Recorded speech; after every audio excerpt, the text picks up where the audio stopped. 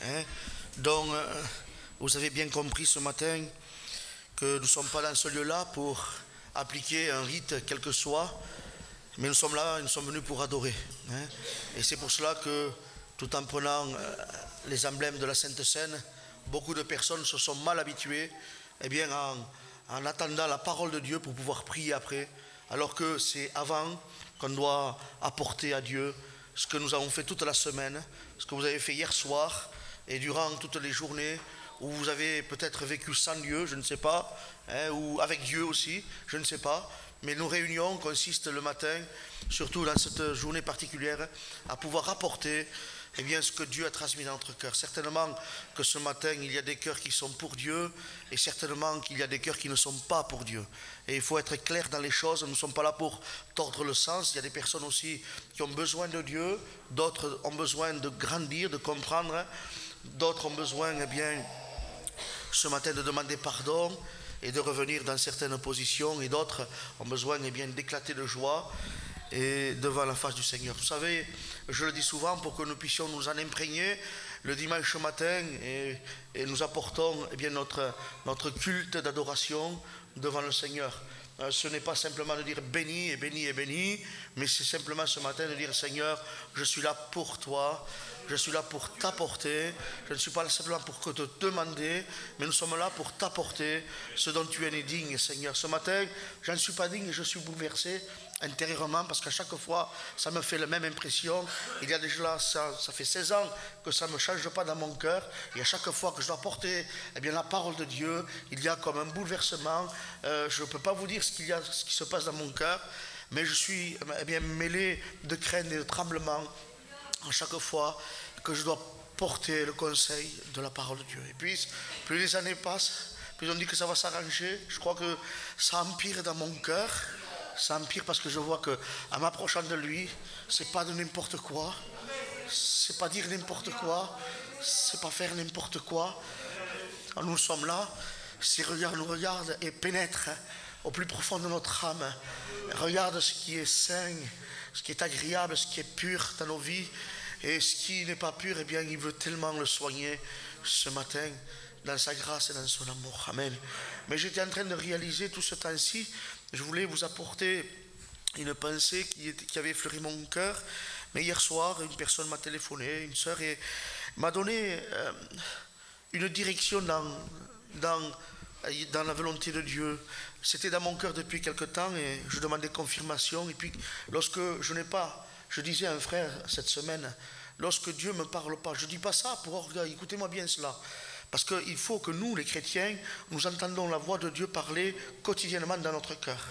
Moi, ça faisait 2 jours que je n'entendais pas la voix de Dieu parler dans mon cœur. J'étais bouleversé, aigri, bouleversé. Je dis Seigneur, qu'est-ce qui se passe? Parce que je ne veux pas laisser un large temps à ce que Dieu ne me parle pas. Parce que si on laisse un large temps pour que Dieu ne nous parle pas, ou que Dieu nous parle, l'ennemi s'y interpose au milieu. Et dans ce temps-là, plus nous serons éloignés de la voix de Dieu, plus l'ennemi fera des ravages dans les profondeurs, en mettant certaines pensées, certaines murailles, certains blocages. Alors je ne me permets pas, je parle pour moi ce matin, je ne me permets pas un grand éloignement. Pourtant, croyez-moi, Dieu seul sait, et je le dis avec vérité, quand Dieu me parle, c'est un bouleversement total, intérieur, qui me fortifie de jour en jour, qui atteste que je suis enfant de Dieu, qui confirme que je suis dans la volonté de Dieu, et qui me dit oui, tu es mon fils, et c'est en toi que je veux mettre tous mes sentiments. Voilà ce que le Seigneur me permet de faire. Alors j'ai paniqué un petit peu et j'étais aigri, bien entendu. C'est comme si je cherchais la pensée de l'esprit, et si je ne la trouve pas, si Dieu ne me parle pas, je ne parle pas ce matin. Je vous promets que si Dieu ne m'aurait pas parlé dans mon cœur, je ne vous aurais pas parlé ce matin.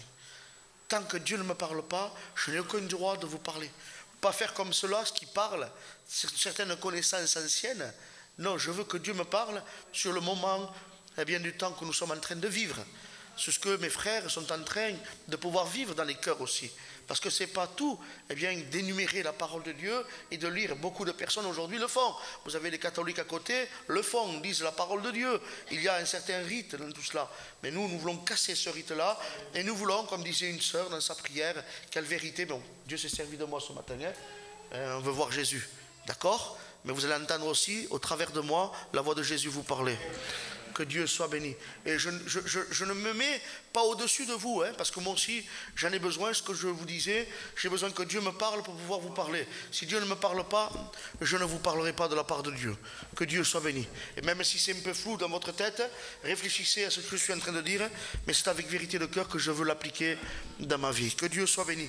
Donc j'étais en train de réaliser eh bien, que l'importance d'être au contact ce matin de la parole de Dieu. Nous savons très bien que c'est une journée de mise à part. Hier, nous en avons eu une. Aujourd'hui, elle va continuer parce que je crois que c'est le seul moyen, eh bien, aujourd'hui, eh bien, de tenir tête face à l'opposition de notre ennemi. Vous savez qu'il s'est juré notre perte, il s'est juré de nous anéantir, il s'est juré de nous détruire par certaines ruses dont il en a le secret, mais dont le Seigneur ne nous permet pas d'être dans l'ignorance à ce sujet lorsque eh bien, nous sommes remplis du Saint-Esprit. Lorsque nous sommes remplis du Saint-Esprit, Dieu nous communique eh bien, tous les plans maléfiques que l'ennemi a pour chacune de nos vies. Il faut que vous réalisiez ce matin que si Dieu a un plan, le diable a un plan aussi. Si Dieu a quelque chose et un projet particulier, eh bien l'ennemi aussi a des projets. Il projette aussi aujourd'hui d'anéantir, et c'est ce que dit dans les temps de la fin, qu'il y aura, en raison du progrès de l'iniquité, un très grand nombre qui se refroidiront. Et je ne dis pas amen à cela, parce que nous voulons combattre, eh bien, pour que dans notre cœur il y ait toujours ce feu brûlant. Mais j'étais en train de réaliser, aujourd'hui le Seigneur nous appelle particulièrement à chacun de nous, eh bien, à des choses bien particulières. Je crois que si Dieu vous appelle à quelque chose et que vous refusez, eh bien, je pense, moi, de tout mon cœur, eh bien, que tu désobéiras à la parole de Dieu et ta vie ne sera qu'une marche, eh bien, lamentable et sans Dieu. Je le répète, quand Dieu, eh bien, a quelque chose de particulier pour chacun de nous et quand il exige de notre part quelque chose de particulier, je crois que ce matin, nous devrions faire un grand silence dans notre cœur pour écouter ce que Dieu tient à dire. Je ne vous cache pas que je ne comprends pas certains passages de la parole de Dieu, ou même dans le livre de Malachie, il nous est dit ceci, écoutez-moi bien, il dit: l'Éternel fut attentif et il écouta, et un livre de souvenirs fut écrit devant lui. Et il ne dit pas pour n'importe qui, mais il dit ceci, regardez. Et un livre de souvenirs fut écrit devant lui pour ceux qui craignent l'Éternel et qui respectent son nom. Ils seront à moi, dit l'Éternel des armées. Ils m'appartiendront en propre au jour que je prépare, comme on épargne son fils qui le sert.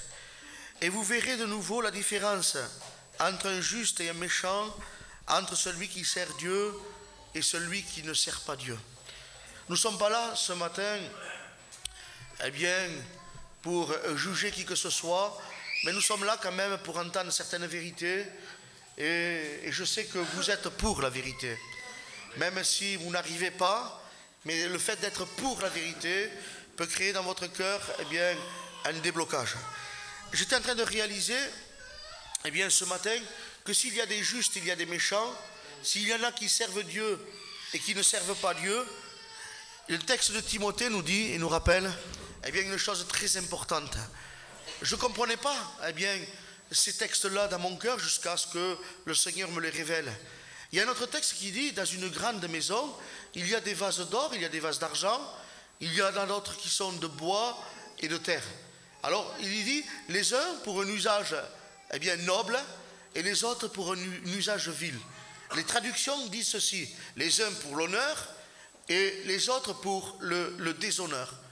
J'étais en train, bon, je ne vais pas expliquer ce que c'est le déshonneur, eh bien, par respect, je ne le ferai pas, mais il est bien dit, les uns pour l'honneur et les autres pour le déshonneur.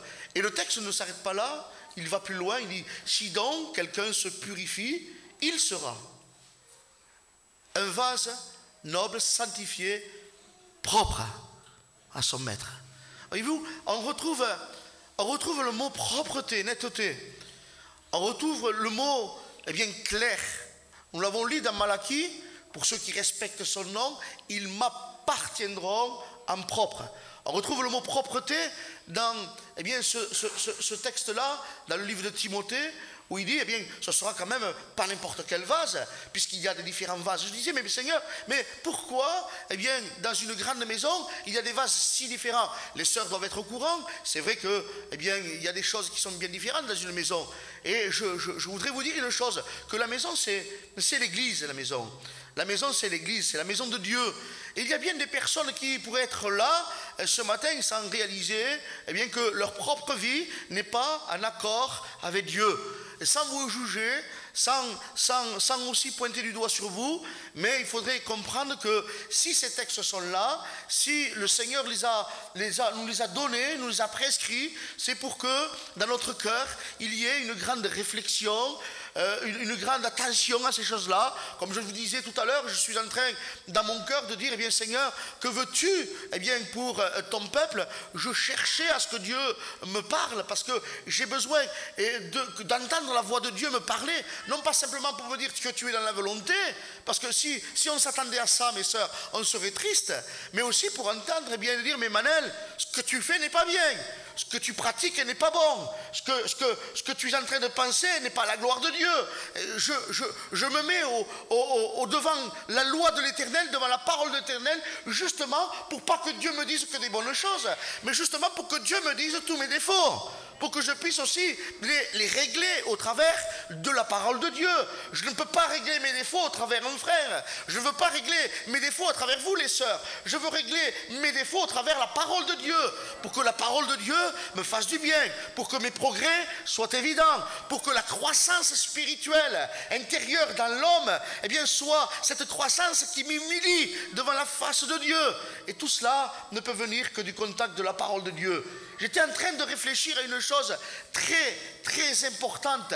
Si ces textes sont là, si ces passages sont là, eh bien, on y trouve dans ce passage-là quand même une forme de séparation. On voit les vases qui sont nobles, on voit des vases qui ne sont pas nobles, on voit des vases d'or et d'argent, on en voit d'autres de bois et de terre. Et on pourrait se demander à l'intérieur de ces passages-là qu'il y a une forme de séparation. Et c'est à cela que le Seigneur voudrait ce matin, eh bien, nous communiquer dans notre cœur. Une forme de séparation. On sait très bien, quand Dieu vit que la lumière était belle, il les sépara des ténèbres. Dans le livre de Genèse, vous le verrez, lorsque vous lisez ce livre-là, vous verrez que Dieu vit que la lumière était bonne et il avait voulu séparer la lumière des ténèbres. Et c'est pour cela que Dieu aujourd'hui, semblerait-il qu'au peuple de la 11e heure, nous appellerait ensemble à nous séparer, justement. Eh bien, il y a des choses qui sont devenues abominables. Une catastrophe de l'humanité spirituelle, je dis des chrétiens, où les gens, dans les derniers temps, deviendront comme fous, comme des robots, qui n'ont pas ni de vrai Dieu, ni de vraie loi, où les gens se permettront, eh bien, comme dit le livre de Timothée, eh bien, de faire un peu ce qu'ils veulent, de permettre à leur vie, eh bien, de s'enclencher dans le monde et de ne pas voir avec clarté l'œuvre magnifique du Seigneur. Les gens deviendront égoïstes, le texte dit. Les gens deviendront fanfarons. Les gens deviendront amis de l'argent. Les gens deviendront et aimeront leur plaisir plus que Dieu. Lorsque je lis ça, j'ai peur, j'ai comme dans mon cœur une sainte crainte qui me saisit. Dire, mais Seigneur, mais ça atteint pas mal de monde de cela, puisque tu me fais voir certaines choses, puisque dans ta parole il y a certains exemples aussi où des personnes se sont laissées happer, prendre subitement par cet élan de temps, ce déclic, ce déclin. Seigneur, mais pourquoi ça ne devrait pas m'atteindre, puisque je suis en train de le réaliser. Et je disais au Seigneur, je dis encore au Seigneur ce matin et devant vous, Seigneur, garde mon cœur plus que toute autre chose devant cette communion avec toi, pour ne pas être pris dans cet élan où les gens, eh bien, n'arrivent pas à se séparer, n'arrivent pas à mettre une distinction, n'arrivent pas à mettre une démarcation entre ce qui est saint et ce qui est profane, ce que Dieu aime, ce que Dieu haït. Et c'est ça qu'aujourd'hui, il y a comme une sorte de mélange, même dans les églises, même au milieu des chrétiens, même ce matin, au milieu de cet auditoire, peut-être il y aurait des personnes qui seraient tellement mélangées. Et vous savez, quand nous sommes tellement mélangés, toujours on plie du mauvais côté. C'est jamais du bon côté. C'est toujours du mauvais côté. Parce que l'ennemi fait son travail et fait ses ravages. Et je voudrais vous dire une chose, je voudrais que Dieu, ce matin, sous cette forme de séparation, eh bien, voudrait que des personnes se purifient encore, purifient devant la face pour être utiles à son maître. Que Dieu fasse ce matin, qu'il y ait des personnes qui réalisent que Dieu demande de vous une certaine séparation, se séparer des choses que Dieu n'aime pas. Je me cesse de vous rappeler les mêmes choses, afin que pour vous elles soient salutaires, afin que pour vous, elle crée en vous un vouloir, un désir ardent de vouloir se séparer de ce qui est injuste, de ce qui est méchant, de ce qui est, eh bien, abominable, de ce qui est, excusez-moi, eh bien, l'expression, eh bien, de ce qui ne sent pas bon. Je voudrais vous dire une chose, eh bien, c'est que la parole de Dieu nous appelle aujourd'hui, eh bien, à nous séparer. Nous sommes de ceux que Jésus a rachetés par son sang si précieux. Un jour, eh bien, il a décidé de nous faire passer de l'autre côté, de l'autre bord. Et en nous faisant passer de l'autre bord, il nous a purifiés de nos péchés, de nos souillures, de nos insanités, de nos méchancetés, de nos partis pris, de nos jalousies, de tout ce qui régnait dans notre cœur, de toute cette chair qui était là et qui nous faisait la guerre continuellement. Il nous en a délivrés parce que le sang de Jésus est venu dans notre cœur et nous en a vraiment délivrés. Mais avec les années, nous nous apercevons que si nous ne faisons pas attention à notre vie devant Dieu, toutes ces choses reviennent et ne reviennent pas simplement un peu, mais à la vitesse d'un grand cheval de course qui s'élance dans notre cœur. Je voudrais vous dire une chose ce matin, le Seigneur nous appelle à nous séparer. Tout le long de la prédication, vous allez entendre ça, parce que Jésus m'a dit que ça, séparer. Je ne veux pas que vous entendiez notre mot ni notre nom, que séparer. Sépare-toi. Séparez-vous. Parce que Dieu met une distinction dans ça. Une grande distinction. Dans le livre de Matthieu, je ne sais pas pourquoi je dis ça, même il dit, vous ne pouvez pas servir maman et Dieu. Une grande distinction. Comment serions-nous ce matin ici et nous serions encore au service du diable? Comment pouvons-nous ce matin, eh bien, avec les ingrédients qu'il y a sur cette table, qui sont la table de Dieu, participer à la table des démons? C'est impossible ça. Et cependant, des personnes, peut-être ce matin ici, s'ils n'arrangent pas leur vie, participent au repas des démons. Parce que la Bible dit, si vous ne discernez pas le corps, vous êtes frappé de malédiction. Dieu ne maudit pas à la table. Dieu veut que tu la prennes avec bénédiction. Parce que c'est des emblèmes qui rappellent sa mort et sa résurrection. Quelle puissance dans la résurrection de notre Seigneur. Et je voudrais vous dire une chose. Dieu t'appelle à se séparer. Dieu t'appelle ce matin à te séparer. Un très grand homme n'ont pas discerné ce que c'était le corps et le sang. Un très grand homme, on dit, c'est du pain et du vin. Quelle vérité, parce que nous le lisons aussi. Mais lorsque nous touchons au corps et au sang de Jésus, lorsque c'est une image qui touche au corps et au sang de Jésus, même là, faire très attention de discerner. Un très grand nombre sont morts, dit, parce qu'ils n'ont pas discerné, parce qu'ils n'ont pas vu l'importance de ça. Dieu nous appelle et Dieu t'appelle à te séparer. Regardez ce qu'il est dit dans la parole de Dieu, dans le livre de Jérémie, au chapitre 15, vous le prenez avec moi, s'il vous plaît, même si je suis un peu long ce matin, tant pis, on va essayer dans toute cette journée de partager ce que le Seigneur a mis dans mon cœur. 15, verset 19. Jérémie, c'est ce prophète qui à ce moment donné, eh bien, va accuser Dieu. On dirait qu'à travers le passage que nous allons lire, eh bien, il va accuser Dieu au lieu de s'accuser lui-même. Parce qu'il énumère à chaque fois eh bien, ce qu'il a fait pour Dieu. Et on dirait qu'il lui rappelle à Dieu ce qu'il a fait pour lui, pour que Dieu fasse quelque chose pour lui. C'est même l'image aujourd'hui des gens qui font des choses dans l'église et qui s'attendent à dire, mais Seigneur, moi je fais ceci et moi je fais cela. Par contre, si je fais ceci et je fais cela, automatiquement, Seigneur, il faut que tu me fasses ceci et il faut que tu fasses cela aussi. Vous voyez, c'est cette image-là des personnes qui, eh bien, sans voir la portée de ce que nous disons, sont là et parfois disent, eh bien, Seigneur, je t'ai fait ça, je ne comprends pas la situation où je suis en train de passer, je ne comprends pas ce qui m'arrive. Pourtant, je jeûne, mais pourtant, Seigneur, eh bien, je viens prier. Pourtant aussi, j'assiste aux réunions, même les plus exceptionnelles de l'Église. Mais Seigneur, il y a quelque chose qui ne va pas. La situation ne s'arrange pas. Tu sais que moi je t'aime, tu sais que moi je te sers, tu sais. Eh bien, l'image du prophète, là, c'est celle-ci. On dirait que tout en ayant fait des choses pour Dieu, il semblerait qu'il réprimande Dieu, qu'il accuse Dieu au lieu d'accuser sa propre vie. Il y a des choses que vous devez savoir. Eh bien, si le Seigneur ne permet pas que vous obteniez des choses, eh bien, il faut être d'accord avec ce que Dieu dit. Et un jour, un homme disait, mais lorsque Dieu dit non, eh bien, il faut dire non, c'est une réponse de Dieu. Lorsque Dieu dit oui, eh bien, Dieu est d'accord avec ce que tu demandes.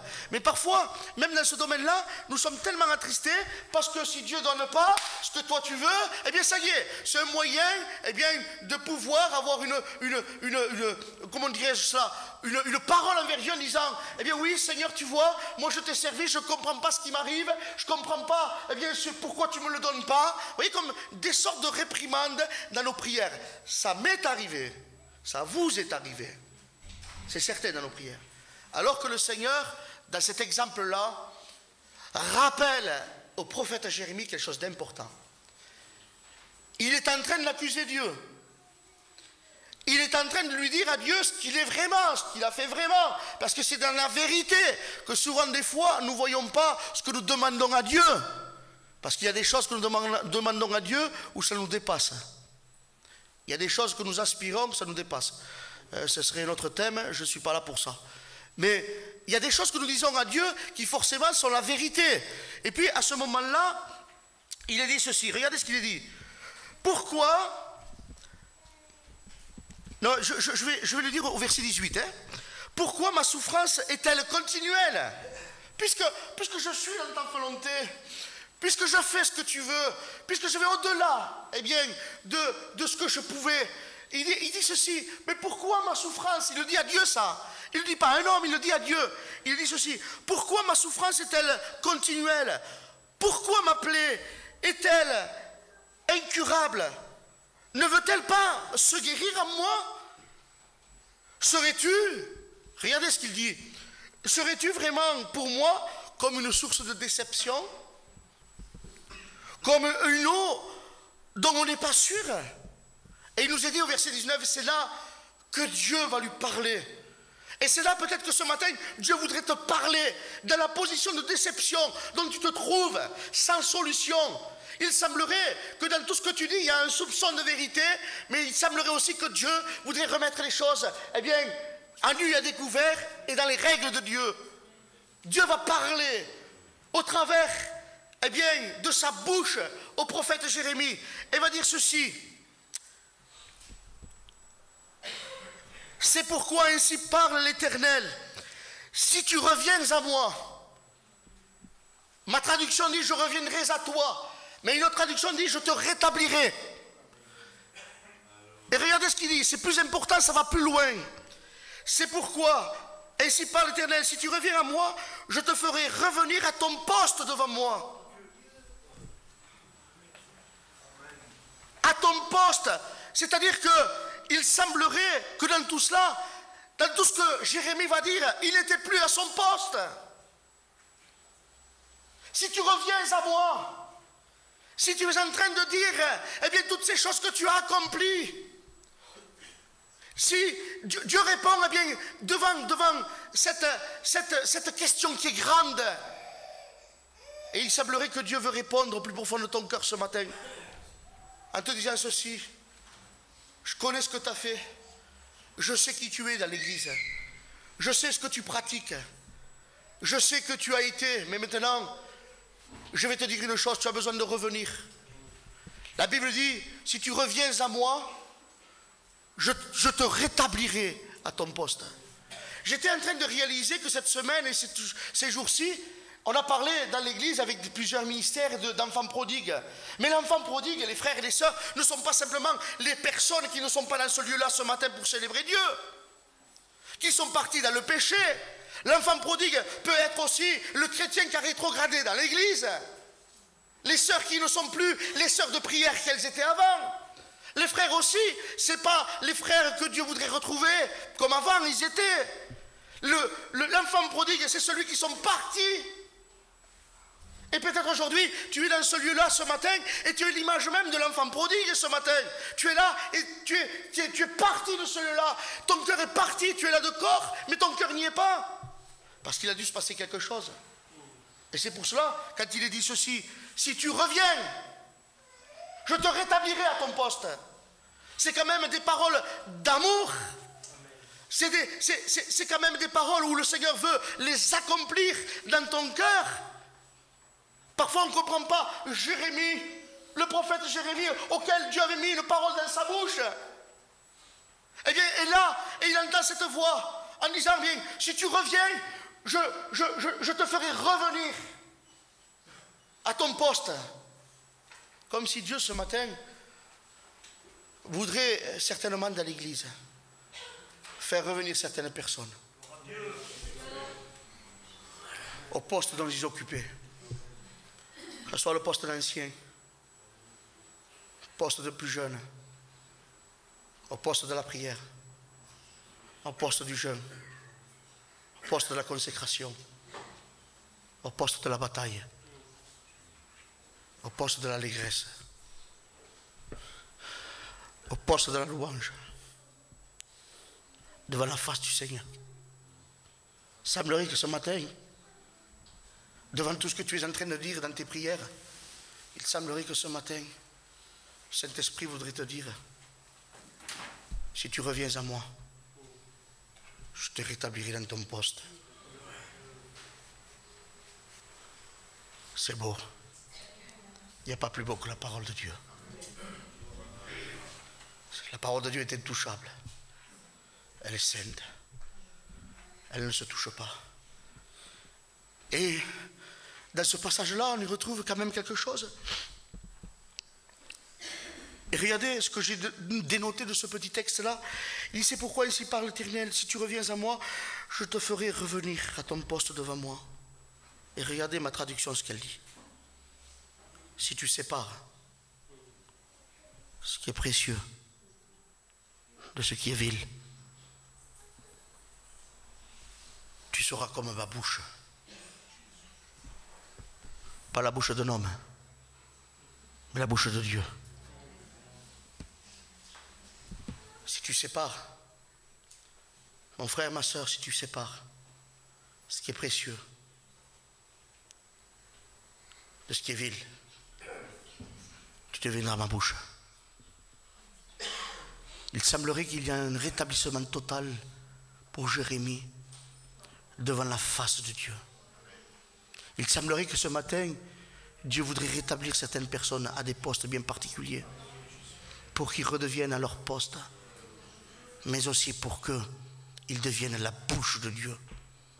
Et on sait très bien que dans la bouche de Dieu, il ne peut pas y avoir deux sortes de paroles. On sait très bien que dans la bouche de Dieu, Dieu s'est servi des hommes qui ne pouvaient même pas parler pour pouvoir aller contre Pharaon. Il va, et c'est moi qui mettrai dans ta bouche, Moïse. C'est moi qui va mettre dans ta bouche les paroles que tu devras dire.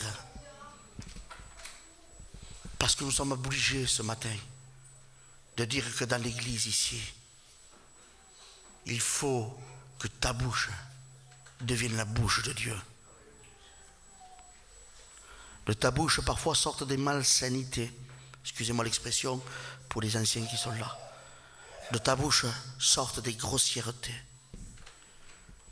De ta bouche sortent des mensonges. Certainement que certains pensent à ce texte-là que c'est du cœur que sort tout cela, c'est vrai. Mais c'est quand même de la bouche qu'elles sortent. Parce que dans l'intérieur de ton cœur, rien ne va plus. Et lorsqu'il n'y a plus de séparation, avec tout ce qui est mal, eh bien il y a dans le cœur tout ce qui est mal. Je répète, si dans le cœur on ne sépare pas tout ce qui est mal, eh bien ton cœur est rempli de tout ce qui est mal.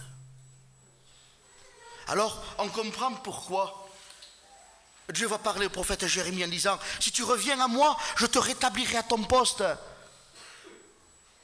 Et si tu sépares, eh bien, ce qui est précieux, ce qui est vil, tu seras comme ma bouche. C'est-à-dire qu'il y a une séparation aussi. Une séparation que même dans le livre de la parole de Dieu, on y trouve. Lorsque même les fils d'Aaron étaient là, et quand ils ont emmené du feu étranger, écoutez bien cela, du feu étranger devant l'autel, devant l'Éternel, ils ont dit qu'ils ont été frappés de mort. Et Dieu nous le rappelle. Regardez ce qu'il est dit dans Lévitique 10, vite fait. Il nous est dit ceci. Et ils ont été frappés de mort. Moïse et Aaron, pourtant c'était de la famille, n'ont rien dit. On acceptait qu'ils soient frappés de mort. C'est-à-dire que certainement, si on leur aurait posé la question, est-ce que tu voudrais qu'ils meurent? Ils auraient dit non. Mais ils étaient d'accord, pourtant c'est des choses qui nous dépassent. D'accord avec la volonté de Dieu, parce qu'ils savaient que ça ne devait pas se faire comme ça. Ils ont été frappés de mort. Ils n'ont pas tiré le poing en l'air contre Dieu. Ils n'ont rien dit. Ils ne sont même pas parlé entre frères.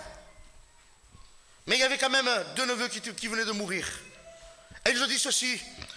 L'Éternel parla à Aaron. Vous voyez de nouveau? L'Éternel parle à Aaron. Et dit ceci. Tu diras maintenant, tu ne boiras ni vin ni liqueur, toi et tes fils avec toi, lorsque vous entrerez dans la tente de la rencontre. Ainsi, vous ne mourrez pas. Ce sera une prescription perpétuelle pour vous et vos descendants, afin que vous puissiez distinguer, écoutez bien cela, ce qui est saint de ce qui est profane, de ce qui est impur, de ce qui est pur. Il semblerait, au moment de cette tragédie, que l'interdiction de boire de la liqueur soit une institution. Ça nous donne à penser que, ces hommes qui, faisaient le rite, étaient des hommes qui se mettaient à boire. Parce que c'est à ce moment-là que la loi sur la prescription des boissons sorte. C'est à ce moment-là. Si Dieu a parlé à Aaron, on dira, maintenant Aaron, toi et tes fils, tu ne boiras plus de liqueur. C'est parce que quand ils ont amené le feu étranger devant Dieu, ils étaient peut-être... ils avaient bu un coup de trop. C'est pour cela que la Bible dit plus loin, ne vous enivrez pas de vin, mais soyez remplis du Saint-Esprit. Amen. Soyez remplis du Saint-Esprit. Vous pouvez dire, mais qu'est-ce qu'il dit le pasteur là? Même à ce domaine-là, il y a un juste milieu. Il y a une séparation. Il faut qu'elle se fasse. Pourquoi je vous dis cela? Parce qu'il nous dit, si tu te sépares, tu seras ma bouche. C'est-à-dire qu'on prend le contraire. Si tu ne te sépares pas ce matin de ces choses qui sont viles, qui sont pour le déshonneur, le texte intégral dit ça, qui sont pour le déshonneur, si tu ne te sépares pas de cela, eh bien la Bible dit tout clairement, qu'il y a des conséquences. Si tu n'arrives pas à te séparer, c'est une chose, si tu le demandes à Dieu, ça n'est une autre. Mais si tu ne te sépares pas de cela, si tu ne te sépares pas des choses que Dieu haït, il y a des conséquences. Alors tu vas entendre ce matin, et je vais te le répéter, sépare-toi. Sépare-toi de ce qui est pour le déshonneur, afin que le Seigneur mette au plus profond de ton cœur ce service dans l'honneur, pour que tu sois utile dans les mains de ton maître. Certainement ce matin ici, dans ce lieu, des personnes voudraient être des vases utiles, des vases nobles, certainement, parce que vous êtes ici, et je suis conscient ce matin. Peut-être pour certains c'est des avertissements, n'y voyez pas un jugement dans ce que je dis, n'y voyez plutôt une grande réflexion qui pourrait nous faire un jour peut-être vivre ça. La folie d'offrir à Dieu n'importe quoi. Les églises en sont pleines. On offre n'importe quoi à Dieu. Les églises, et je veux vigiler dans l'église où je suis le responsable, justement à ne pas offrir n'importe quoi. Offrirai-je à l'Éternel un sacrifice qui ne me coûte pas. Les personnes viennent là, ils offrent n'importe quoi. On les entend dans les prières, ils offrent n'importe quoi. Seigneur, bénis ma maison, afin que je sois heureux. Ça s'attache lorsque toi, tu travailles pour Dieu. C'est des bénédictions qui s'abattent pour toi. Parce que le texte de Deutéronome dit, si tu m'obéis, eh bien même la cruche, eh bien, elle ne sera pas vide. Même tes enfants seront bénis. Vous vous rendez compte de ça? La bénédiction d'une maison vient lorsqu'on s'attache à l'obéissance. Je ne dis pas une autre chose extraterrestre de ce que vous ne savez pas. Hein. C'est écrit dans la Bible. Lisez un peu la Bible et vous verrez que tous ces passages sont écrits textuellement pour notre vie. Mais on va revenir à ça. Il nous est dit ceci. Si tu te rattaches, si tu reviens, je te rétablirai à ton poste. Hein, ça mérite notre prédication, mais on va l'effleurer. Tu te tiendras, si tu te sépares, tu deviendras ma bouche. Combien le Seigneur, ce matin, voudrait justement que tu sois sa bouche. Mais il faut une séparation. Il y a dans le texte de la parole de Dieu un texte dans le livre d'Exode, je crois, au chapitre 8 ou 9, et nous dit ceci au sujet des plaies. Vous savez très bien que Moïse avait un défaut de parole et il s'était servi d'Aaron pour parler à Pharaon. Il devient donc la bouche de Dieu. Parce qu'en vérité, lorsque nous sommes clairs avec Dieu, nous pouvons affronter nos ennemis face à face. Lorsque nous sommes clairs avec Dieu, je répète, même si vous ne dites pas amen, ce silence me plaît de toute façon. Hein? Eh bien, nous sommes capables de tenir tête à l'opposition de l'ennemi. Même si parfois nous avons en tant qu'homme des difficultés, Moïse avait ce défaut de parler, mais quand même Dieu était avec lui. Et il devenait sa bouche. C'était Dieu qui l'avait choisi, et au travers de Aaron, donc, il devenait la bouche de Dieu. Et ce qui s'est passé, c'est qu'il fallait se tenir devant Pharaon.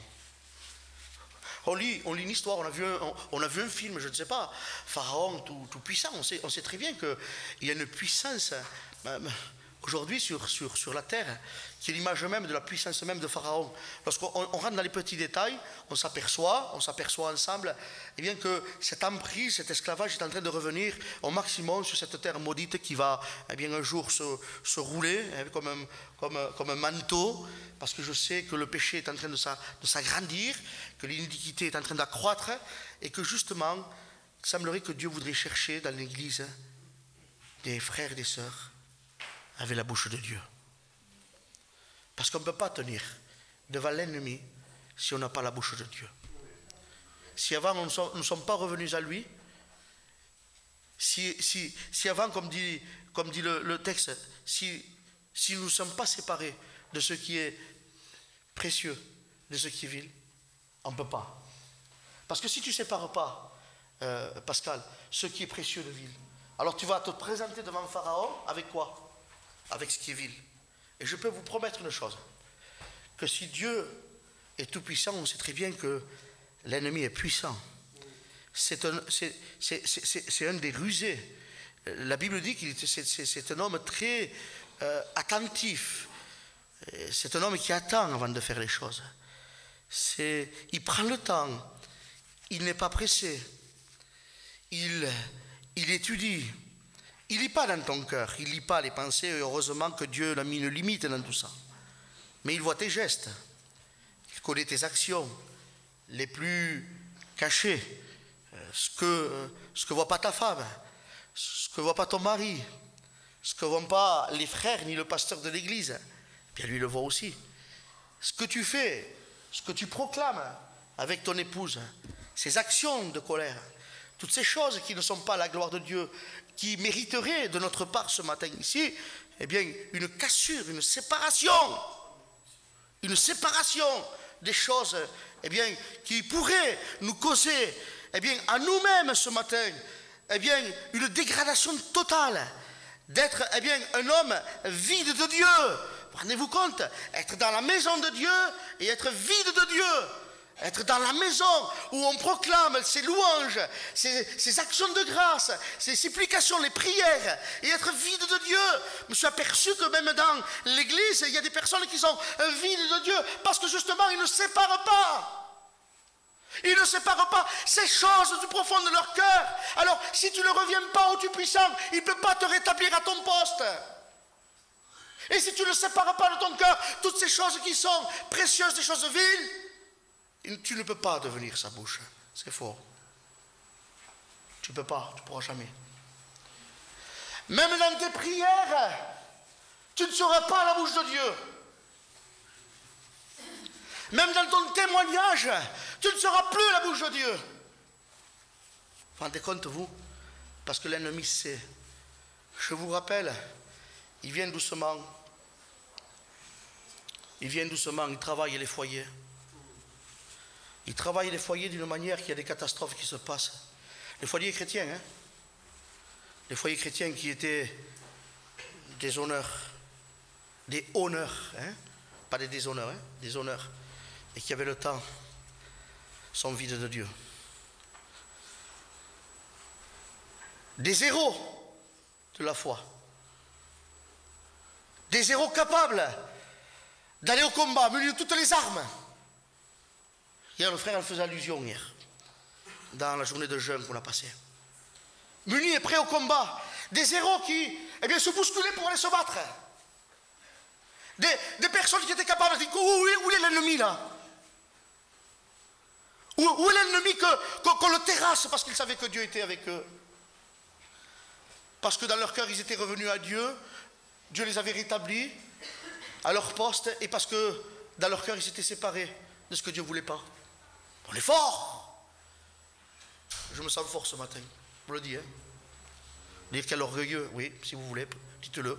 C'est enregistré maintenant. On enregistre. Je ne sais pas si c'est une forme d'orgueil, mais je suis fier de pouvoir me séparer de ce que Dieu n'aime pas. Ce sont ces hommes qui étaient là et ces sœurs qui étaient là et qui étaient capables de marcher sur l'ennemi. Maintenant, on n'y ose même plus marcher sur l'ennemi. Lorsqu'on le voit, on fuit. C'est pour ça que je disais ça hier, sans contredire le frère ce qu'il disait, mais la pensée est venue dans mon esprit. Il disait, mais d'accord, on peut avoir les armures de Dieu, on peut avoir bien l'épée, le bouclier, ce que vous voulez comme armure, ces armes que Dieu nous dit dans les Éphésiens. Mais si dans notre cœur, nous n'avons pas le cœur du combattant, ça ne sert à rien d'avoir les armes de Dieu. Moi j'ai l'épée, moi j'ai le bouclier, moi j'ai la ceinture, moi j'ai la cuirasse, moi j'ai la chaussure, moi j'ai le casque, moi j'ai la prière. Ouais.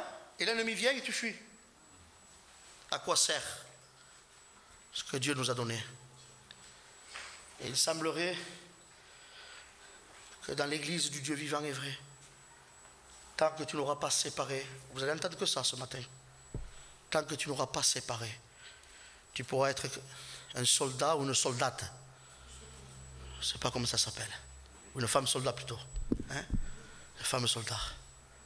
Qui aura les armes, mais le cœur vide de Dieu.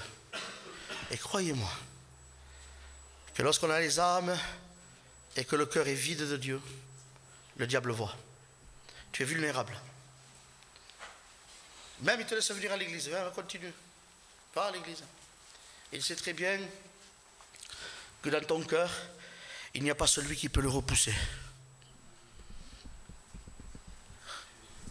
On se sent fort lorsque nous sommes séparés de tout ce que Dieu n'aime pas. Alors je répète ce texte-là. Si tu reviens, je te rétablirai à ton poste. Si tu te sépares, et si tu sépares ce qui est précieux de ce qui est vil, je te rétablirai et tu seras ma bouche. Un homme a mélangé ça, vous le savez, ce qui était saint, ce qui était pur, impur, avec des vases. C'était la fête, la grande fête qui se prépare. Je voudrais vous dire une chose à ce sujet-là. Il y a des personnes qui n'arriveront jamais à se séparer de ce qui les tient depuis un moment. Et je me suis aperçu dans l'église, même si vous le prenez mal, tant pis, c'est pour votre bien, et que Dieu me garde de juger qui que ce soit, mais de dire les choses comme elles sont. Je me suis aperçu que dans les églises et dans l'église, des personnes rétrogradées volontairement. Elles rétrogradaient volontairement. Et on s'aperçoit, tiens, celui-là ne vient plus, celle-là ne vient plus, mais qu'est-ce qui se passe? Alors moi, en tant que pasteur, mais qu'est-ce qui se passe? Il n'y a rien, le pasteur les aime, leur donne les places qu'il faut, les honore, les frères, on passe. Mais on sent que ça n'est plus fidèle, ça ne vient plus, ça rétrograde, ça se met au fond. On sent bien avec le visage, on le dit ça, avec le visage il te paye. On le sent, on n'a pas besoin de discernement. On sent qu'il y a des attitudes et on se demande parfois et puis on s'aperçoit que, eh bien, on rétrograde parce que, eh bien, au fond, il y a une volonté à accomplir. Une volonté dans le monde à accomplir. Et on sait très bien que le pasteur ne sera pas d'accord, que l'église ne sera pas d'accord. Mais alors on rétrograde, on se cherche des positions de rétrograde. Et les gens qui n'ont pas l'esprit, eh bien, clairvoyant, disent pauvrette, il n'arrive pas avec Dieu. Les chrétiens qui sont là et qui mettent toujours ces sauces-là, vous savez, et qui vont voir les autres en disant t'as pas passé bien? Non, tu savais ce qu'il a, il n'arrive pas à se séparer, le frère là, ou la soeur. Il n'arrive pas à se séparer. Ah, tu n'arrives pas? Ah ben on va t'aider. Attends. Si tu n'arrives pas, mais si tu ne veux pas te séparer, et que ces chrétiens viennent, ah, vous voulez, on va l'aider dans la prière, dans le jeûne, ne l'aidez pas. Jérémie nous le dit dans le texte, non, ne priez pas pour ces hommes-là, ça va, ne priez pas. Vous allez dire ce que dit la Bible, hein? Ne dites pas après, vous avez vu ce qu'a dit Manel? Non. Alors il rétrograde parce qu'au bout, excusez-moi l'expression, même si ça choque, il y a un mariage là-bas, il y a un mariage qui va venir dans 3 mois, 6 mois là, alors il rétrograde petit à petit, parce qu'ils savent qu'ils vont aller en mariage danser. Parce que si tu ne danses pas, tu es là, mais tu vois les autres danser avec le ventre, excusez-moi l'expression toute nue, excusez-moi l'expression, moi, Seigneur Jésus, on m'a fait voir des photos, des photos dans nos mariages gitans, mais vraiment impures. Mais impure, l'impudicité, mais au comble. Nos filles sont dans des mariages comme ça. Et on les voit, on rétrograde. Ah, pauvrette. Et alors les autres chrétiens, les chrétiens qui sont là, pauvrette quand même. Ah, il a dit, va me passe. Tu es comme eux, toi. Tu seras comme eux. Parce qu'il y a des personnes qui n'arrivent pas. Il y a des personnes qui ne veulent pas, ils sont contraints de le faire parce qu'ils ont des maris inconvertis. Il faut équilibrer les choses. Parce que quand les maris sont là, La Bible dit respectez vos maris, respectez le chef de famille. On le sait qu'il y a des choses à respecter. Il y a des personnes qui ont été tristes parfois parce qu'ils sont laissés attraper dans cet engrenage. Mais ça se voit, ça se ressent. Ça demande pardon à Dieu. Ça ne le veut pas, mais Dieu le voit. Ils ne sont pas là pour juger ce matin, Dieu seul sait. Mais vous allez entendre cette année des vérités que... faites ce que vous voulez après, hein. Mais vous allez les entendre. Je préfère me trouver avec 4 pèlerins dans l'église, hein, mais qui aiment Dieu, qui servent Dieu. Vous le savez comme je suis. Hein. Je ne pointe pas du doigt quand je fais ça. Hein. C'est de l'amour que je dis ça. Parce que je vous aime tellement, parce que je pleure. Je pleure pour les personnes qui n'arrivent pas à ça. Je veux que vous le sachiez aussi. Mais alors, on les voit rétrograder. Poc. Ils se sortent de tout. Petit à petit, ils se sortent de tout. Voilà, ben ça va. Et après, on se demande, voilà pourquoi ils n'arrivent pas. Parce qu'ils ne peuvent pas se séparer. C'est pas ça, c'est qu'ils ne veulent pas se séparer. Et c'est là qu'il ne faut pas jouer avec ces choses-là. Alors le Seigneur te dit ce matin, et vous aussi, mes sœurs, si tu reviens à lui, il va te rétablir à ton poste. Et si tu te sépares, eh bien tu deviendras sa bouche. Que Dieu soit béni. Et la Bible nous enseigne, eh bien qu'à cette époque-là, on revient à cela, à cette époque-là, il y avait les plaies qui s'abattaient sur l'Égypte. Écoutez-moi, ne regardez pas le monsieur là. C'est gênant.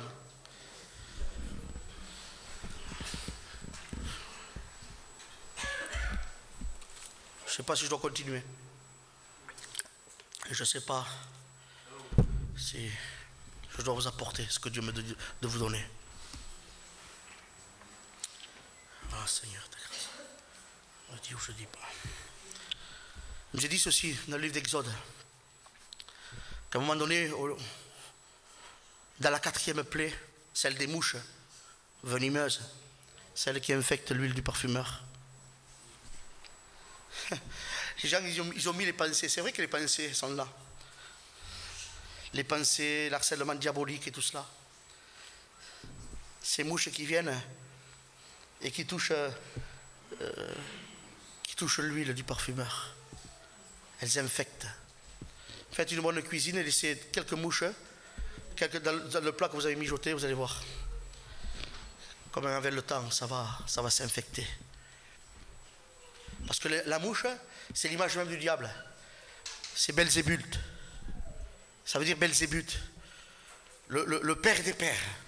Le grand des grands. C'est l'ennemi le plus grand. Belzébuth. Et il nous a dit qu'à cette plaie-là, Dieu va vouloir épargner son peuple. C'est beau ça. Parce que devant l'attaque, l'harcèlement diabolique, Dieu quand même veut que son peuple soit épargné. C'est beau ça. Dieu voudrait ce matin t'épargner de tout ça. Hein. Ne crois pas. Ne crois pas ce matin que la parole est tellement dure. Ne faites pas comme ces hommes, mais ta parole est trop dure.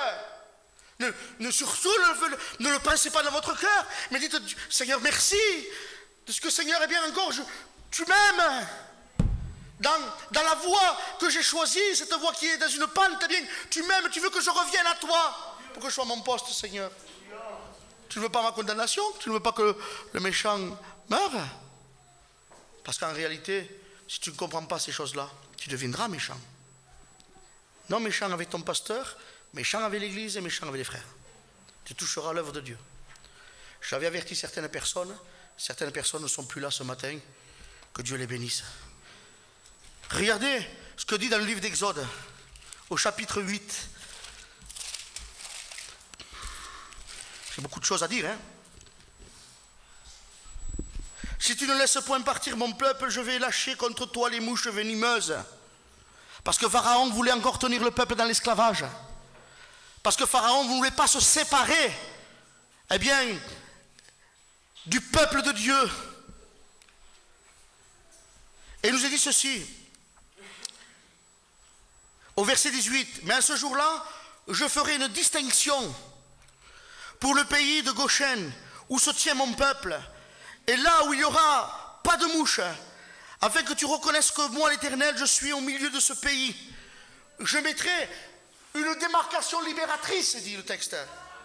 Une démarcation, c'est-à-dire un signe en particulier. Et il nous a dit ceci, une démarcation libératrice entre mon peuple et ton peuple. Ce sera un signe pour demain. Il va mettre une démarcation. Il ne nous est pas dit dans le livre des Romains, au sujet d'offrir un sacrifice vivant à Dieu, d'offrir un culte raisonnable, il ne nous est pas dit qu'au verset 2, ne vous conformez pas, au message du monde, dit la traduction. Ne vous conformez pas au temps de ce monde-là. Le texte dit, il y a comme une séparation aussi que Dieu veut nous faire comprendre ce matin, comme si, le texte intégral dit, comme si tu voudrais avoir le moule du monde. Le moulage du monde. Et je disais hier à un frère qui m'est venu à l'esprit, le Seigneur nous le rappelle, au travers ce texte-là, des Romains, chapitre 12 et verset 2. J'étais en train de le regarder. Ne vous introduisez pas à l'intérieur du mouvement mondain. Ça veut dire ça. Ne vous introduisez pas à l'intérieur de ce mouvement mondain. Et ne laissez pas ce mouvement mondain s'introduire en vous. Ça veut dire ça. Exactement. Ne vous conformez pas, au monde présent. Ne vous laissez pas, alléluia, vous introduire. Et on dirait qu'aujourd'hui, toutes ces choses-là ne sont plus dans le cœur du peuple. Alors, on mélange un peu tout, on ne sait pas. On dirait que même dans l'église, on ne voudrait pas que le monde soit dans l'église, on le sait très bien. Alors, on combat pour cela, on veille les uns aux autres, pour que les choses du monde soient extérieurement à l'église. Mais on voit des gens qui vont pas au cinéma, mettons, mais qui ont tous les films chez eux. Ils ne vont pas au cinéma parce que de peur qu'on les voie, de peur que le témoignage soit atteint, de peur que, comment on va dire, de peur que le pasteur le sache. Il va au cinéma, lui. Mais si chez toi, tu as le petit écran diabolique avec tous les films nouveautés, c'est la même chose. C'est comme, je sais pas, c'est comme si, moi je vais pas au mariage, vous le savez très bien. J'ai un point de vue sur cela, j'honore le mariage comme la Bible dit, mais je ne vais pas pendant la fête où, eh bien, il y a la fête de la même manière que, eh bien, voilà. Je ne vais pas au mariage. Mais supposez que Manel, chez lui, avec son épouse, reprennent la cassette vidéo qui sont tous filmés maintenant, se mettent devant eh bien, leur fauteuil, eh bien, ils prennent des cacahuètes, du boire et regardent le film du mariage pendant 2 heures. Eh bien, je suis allé au mariage. Même si c'est pour regarder certaines choses. Je suis allé au mariage. Mieux installé parce que je peux reculer, je peux avancer, je peux zapper sur quelqu'un qui ne me plaît pas et agrandir sur quelqu'un qui me plaît. Avec respect, je vous parle comme ça. Tant pis, si c'est tordu. Alors, je ne vais pas au mariage, mais j'ai le mariage chez moi. C'est la même chose. Je ne mens pas, moi, hein. Attention, hein. Parce que la Bible dit que celui qui n'a pas de sa mensonge, c'est un menteur. Celui qui a dit, j'ai jamais menti, moi. Tu es un menteur, la Bible dit que tu es un menteur. Si tu dis, toi, que tu n'as jamais menti, tu es un menteur. Toi ou une menteuse. Je ne mens pas, moi. Mais lorsqu'il y a un papier pour toucher certaines pensions, ou pour certaines fausses choses, on y fait une signature, un autographe, et on ferme. On verra ça plus tard. Dieu le sait. Mais si tu ne te sépares pas de ça, pour les enfants qui sont sous la coupole des parents qui vivent dans le péché, je vais vous dire une chose qui est très importante. Ton père vit dans le péché, écoute-moi bien cela, sépare-toi de ça. Parce que l'argent que gagne ton père, c'est toi qui le manges. Mais je suis obligé, moi. Eh bien, demande à Dieu de trouver un travail pour toi, là. Tu verras comme les choses vont changer. C'est aigre, là, ça passe pas, là. Ça passe pas. Ah ben, je suis obligé d'aller travailler avec le païen à côté. Mais le païen à côté, il ment, mon frère. Le matin, tu ne peux pas prier avec lui. Parce que si tu lui demandes, pas que toi tu ne le veuilles pas, si tu lui demandes, il te dira, mais non, moi je ne prie pas, moi. Alors tu t'associes sans te le vouloir un jour. J'ai fait une expérience avec cela, puisque ça rapportait beaucoup de rien. De rien du tout. Parce que maintenant je suis redevenu à ce que j'étais. Sans argent, me trouver dans un hôpital, dans la maladie, mais aimant Dieu. Et à ce moment-là, j'ai fait la connaissance de certains professeurs et il m'est arrivé d'ouvrir, eh bien, de demander eh bien, à des professeurs des tapis et j'ai travaillé. Ils m'ont donné quelques adresses. De zéro en banque, je me suis trouvé avec quelques millions en banque. En 15 jours. Je dis ça, j'ouvre mon cœur ce matin, c'est une expérience que le Seigneur m'a fait passer. De 0,0 en débit. Je me suis trouvé avec des millions quelques semaines après. Mais là, ça n'allait pas. J'avais pourtant des millions en banque. Je sentais que Dieu ne me parlait plus. Je sentais que Dieu ne vivait plus en moi. J'étais vide de Dieu. À ce moment-là, parce que quand nous sommes vrais, le Seigneur est clair. Mais quand nous dissimulons, ça ne tient pas. Mais quand nous sommes vrais, le Seigneur nous éclaire. À ce moment-là, j'habitais en haut de la pompe d'essence, là-bas, en 4e étage. Une grande résidence qu'il y avait, je pouvais le payer. J'étais dans mon balcon, j'étais vrai avec Dieu. Je disais, Seigneur, je ne te sens plus. Seigneur, je ne te vois plus. Seigneur, je veux être à ton service. Je parle il y a quelques années en arrière. Et là, le Saint-Esprit. Lorsque je regardais cette belle montagne qui était devant moi, le Canigou, le Saint-Esprit me parle et me dit, tu vois, ton association avec cette personne pour les tapis ne me plaît pas. Sépare-toi-en. Cela a été dit dans mon cœur et cela a été accompli. Certainement qu'après je suis redevenu à la case départ. Petit à petit. Et je suis plus heureux maintenant. Si j'aurais écouté la compagnie, les portes seraient ouvertes, je ne serais pas là en train de vous prêcher. Je ne serais pas là en train d'aimer Dieu. Il y a des petites choses, le Seigneur, ce matin. Je voudrais que tu sépares ton cœur. Ne laisse plus introduire, ne t'introduis pas dans le mouvement du monde. Vous êtes censés, nous vivons dans le monde. Parce qu'il y a un équilibre dans ça. Mais la Bible dit qu'il faut vivre pieusement dans le monde. Et je voudrais vous dire, pour terminer, c'est long, tant pis. On a pris le culte déjà. Hein? Ce texte de Galates que nous allons voir cet après-midi, qui dit « Marchez par l'esprit et vous n'accomplirez pas les œuvres de la chair. » Vous voyez, il y a une séparation aussi. Vous verrez combien le Seigneur va nous permettre, dans notre cœur cet après-midi, de nous laisser influencer par son amour. Parce que marcher, eh bien, c'est marcher dans l'influence de Jésus, mais c'est aussi une façon de vivre. Une façon de vivre. Et vous verrez que si ce matin des personnes là reviennent, il sera rétabli. Et si des personnes séparent, ils deviendront la bouche de Dieu. Dans l'église, dans le travail, au sein de son foyer, parmi ses amis, et dans l'intimité avec Dieu. Et dans l'intimité avec Dieu. C'est beau l'intimité avec Dieu, Seigneur Jésus. Dans ce secret, dans ce qui ne se voit pas, dans ce qui se reçoit, tous les jours, Dieu a quelque chose à nous dire. Tous les jours. Je m'arrête, je ne m'arrêterai plus. Je dis, je ne m'arrête plus. Alors on va s'arrêter quand même. Hein? On va prier le Seigneur. Sépare-toi donc. Mon frère, sépare-toi donc. Sépare-toi donc, ma soeur. Tu n'y arrives pas. Dieu va t'aider. Parce que tu as entendu la parole des promesses. Je te rétablirai. Je te rétablirai. Mais sépare-toi donc.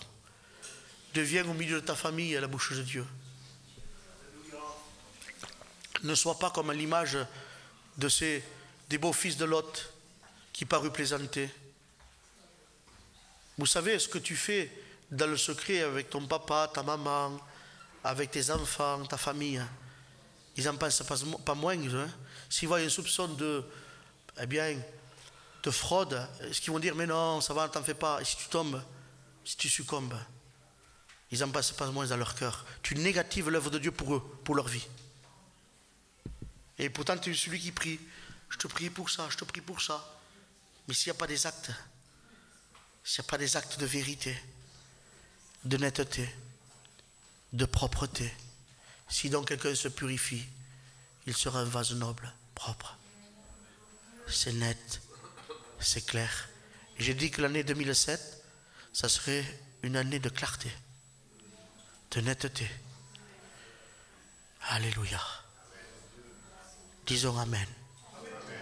Avec votre cœur. Dites-lui Amen. Je te remercie, Seigneur. Tu prends soin de ma vie. Tu prends soin de mon cœur. Tu prends soin. Alléluia. Gloire à Dieu. Gloire à Dieu.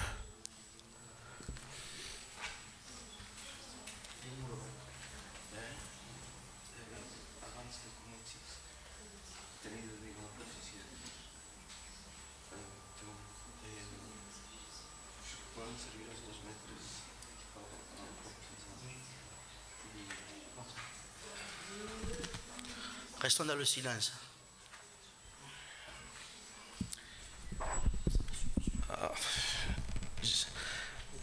Je vais vous dire ce que le Seigneur m'a dit avant qu'il commence à prêcher. Et elle disait, c'est une prophétie, elle disait, jusqu'à quand tu serviras de maître à la foi? Parce que tu es ni tiède ni bouillant, je te vomirai de ma bouche. Et tes prières, je ne les écoute même pas. Ne sais-tu pas que le Saint-Esprit s'est retiré de toi? Et il disait, je viens chercher que des bouillants, ceux qui m'honorent et qui me glorifient, disait le Seigneur. C'est tout. La prophétie disait cela. Il aurait dû le donner le frère avant, mais la parole dit, je te rétablirai maintenant. La prophétie te faisait voir ton état. Mais maintenant, le Seigneur veut changer ton état. Alléluia. Alors nous prions le Seigneur. Ici, il y a des personnes qui voudraient se séparer de certaines choses. Qu'elles se lèvent maintenant, dans ce lieu sous le regard de Dieu. Qu'elles viennent devant là et je prierai pour vous. Amen. Que toutes ces personnes n'hésitent pas. Maintenant, alléluia. Approchez-vous. Venez là devant, venez là devant. Les autres prient le Seigneur.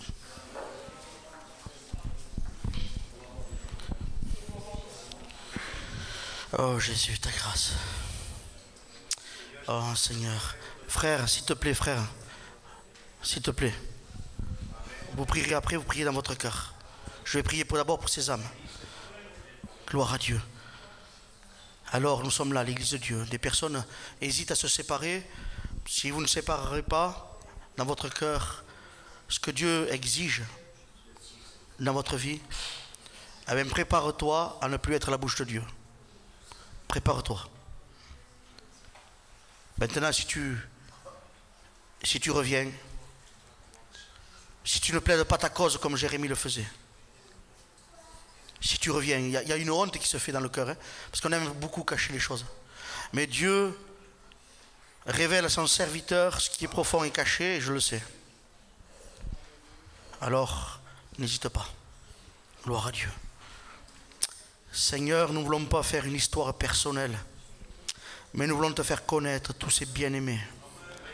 Seigneur, qui viennent à toi, Seigneur, ce matin, pour être, Seigneur, eh bien, ceux qui, Seigneur, ont besoin de se séparer intérieurement de certaines actions, de certains troubles, Seigneur. Je te prie pour ces bien-aimés qui sont dans ce lieu-là, pour ces âmes qui se sont levées, qui ont besoin de ton intervention, Seigneur. Je te prie que maintenant l'œuvre de l'Esprit se mette en marche dans leur cœur, de les bénir puissamment, dans l'autorité de ton Fils bien-aimé, que tout ce qui les tient maintenant, Seigneur, eh bien, soit lié, pour que maintenant l'œuvre de l'Esprit, la vie de l'Esprit, ce qui te plaît, ce qui est propre, ce qui est net, soit au plus profond de leur cœur. Tu connais leurs décisions, Seigneur. Seigneur, permets-leur que ce ne soit pas simplement sous l'influence d'un message, mais enracine-les, Seigneur. Tu les béniras, tu béniras ces bien-aimés, mais aussi, Seigneur, ces frères, ces amis qui se lèvent, Seigneur, pour toi. Au nom de Jésus-Christ et pour ta gloire, Seigneur. Retournez en paix, adorez le Seigneur, alléluia. Adorons le Seigneur. Que le frère après qui voulait prier puisse le faire, alléluia. Oui, Jésus. Bénissons ce privilège, Seigneur Jésus, que nous avons de l'honneur,